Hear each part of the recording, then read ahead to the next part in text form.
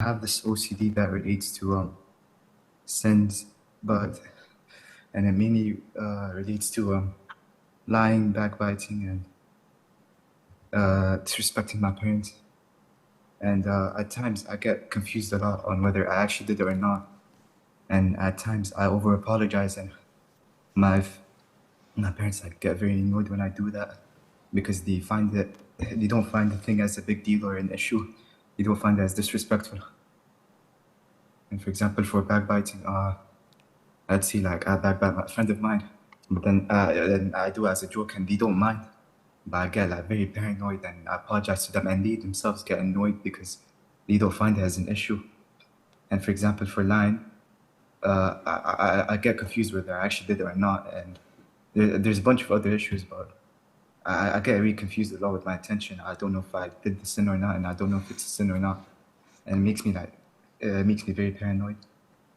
Well, first of all, Akhi, you need to learn your religion.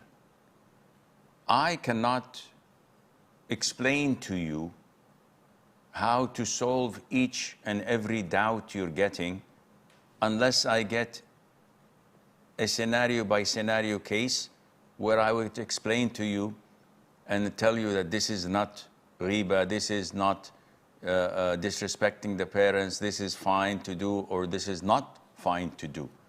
So maybe you do require a counseling session for 30 minutes where we would sit and talk about it case by case scenario. But generally speaking, backbiting is mentioning your brother in his absence with something that he would be annoyed if he were to know.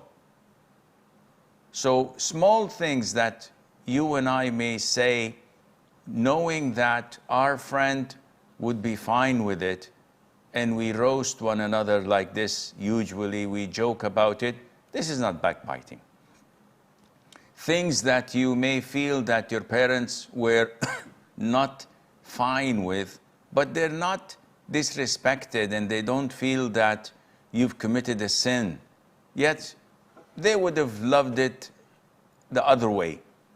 You should not go and apologize, especially when you know that the consequence of your apology would be far greater than what you had done, meaning that you would cause them to be annoyed or upset for repeatedly apologizing over these things that they think it's natural. So you have to weigh the pros and cons and weigh the consequences. And accordingly you act. And this is the Islamic way of doing things. We weigh and estimate and forecast the consequences of our action. If it is positive, we go ahead and do it. If it's not, we refrain. It's not the other way around. We shoot, then ask questions. No. We have to know what will be the consequences of our actions or of what we say.